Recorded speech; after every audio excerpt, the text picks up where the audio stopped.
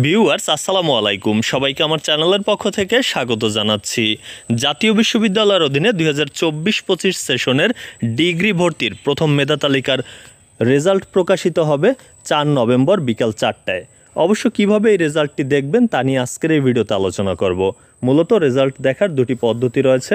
প্রথম পদ্ধতিটি হচ্ছে SMS পদ্ধতি। আপনারা এই স্ক্রিনে দেখতে পাচ্ছেন যে SMS পদ্ধতিতে মূলত আপনার মোবাইলের মেসেজ অপশনে যাবেন, গিয়ে তারপর টাইপ করবেন NU, এরপর একটি স্পেস দিবেন, দিয়ে লিখবেন ATDG, এরপর আরেকটি স্পেস দিয়ে আপনার যে অ্যাপ্লিকেশন আইডি অর্থাৎ আবেদন করার সময় যে আইডি নাম্বারটি পেয়েছেন সেই আবেদনের আইডিটি লিখে, যেটা আপনার প্রিন্ট করা রয়েছে একটা কাগজে, সেই আইডিটি লিখবেন এবং এরপর এই মেসেজটি পাঠাবেন 16322 এই নম্বরে পাঠানোর পর রিটার্ন মেসেজে কিন্তু আপনি দেখতে পারবেন যে আপনি কোন সাবজেক্টে সুযোগ পেয়েছেন।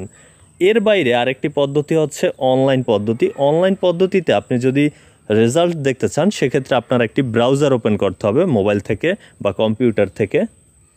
আমি ক্রোম ব্রাউজারটি ওপেন করেছি। এরপর সার্চ বারে গিয়ে এখানে টাইপ করতে হবে app11.nu.edu.bd।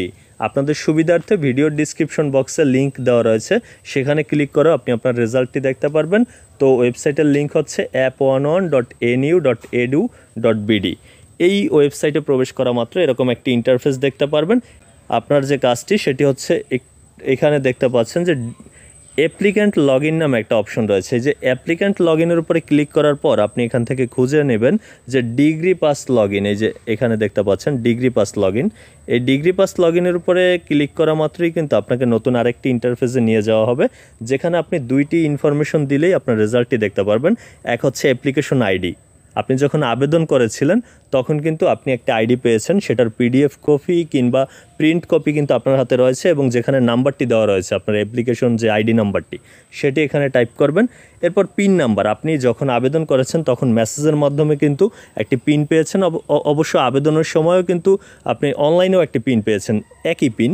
সেই পিন নাম্বারটি আপনার এখানে কিন্তু সাবমিট করতে হবে। এরপর লগ ইন অপশনটির উপরে ক্লিক করা মাত্রই কিন্তু আপনি দেখতে পারবেন কোন কলেজে কোন সাবজেক্টে সুযোগ পেয়েছেন। সেক্ষেত্রে BSS না BA না BSc আপনার সামনে শো করবে এবং আপনি সুযোগ পেয়েছেন কিনা সেটি দেখতে পারবেন। আশা করি বিষয়টি বুঝতে পেরেছেন। এতক্ষণ সাথে থাকার জন্য অসংখ্য ধন্যবাদ।